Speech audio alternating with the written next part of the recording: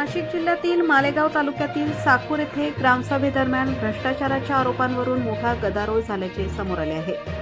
माजी पोलीस पाटील शिवाजी चंद्रराव मगर यांनी ग्रामसभेत ग्रामसेवकांवर गंभीर आरोप करत या प्रकरणाची सखोल चौकशी करण्याची मागणी केली।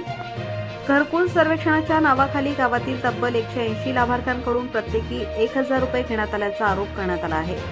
त्यानुसार सुमारे 1,80,000 रुपये जमा केल्याचा दावा ग्रामस्थांकडून करण्यात आला। विशेष म्हणजे पैसे देऊनही अनेक लाभार्थ्यांची नावे घरकुल योजनेच्या यादीत समाविष्ट झाली नसल्याचा आरोपही यावेळी करण्यात आला। या आरोपांमुळे ग्रामसभेत ग्रामस्थांनी तीव्र संताप व्यक्त केला। संबंधित प्रकरणांची चौकशी करून दोषींवर कठोर कारवाई करावी अशी मागणी ग्रामस्थांनी केली।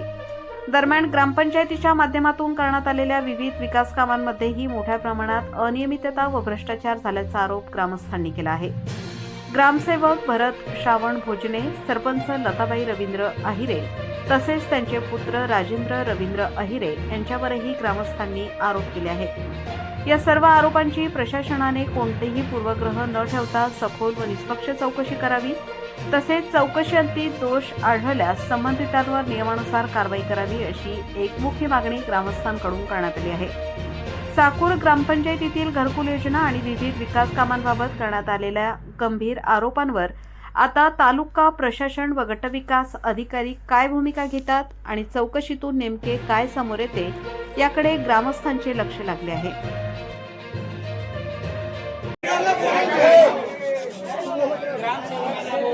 यांनी घरकुल यादीचे नावं लिहून घेतलेले आहेत। ते किती नावं लिहून घेतलेत आणि नावं लिहून घेतल्यानंतर गावातील व्यक्तींकडून हजार रुपये घेण्यात आलेले आहेत। एक मिनिट, हजार रुपये घेण्यात आले का? यांच्या घरातून देणार आहेत का आपल्याला घरकुल देणार आहेत का? 1000 रुपयामध्ये यांना 1000 रुपये घेण्याची परवानगी, 1000 रुपये घेतले का? आम्ही कोणत्याही लाभार्थ्याकडून 1000 रुपये घेतले नाही। यांनी पैसे दिले ज्यांनी पैसे दिलेले असतील त्यांनी हात वर करा।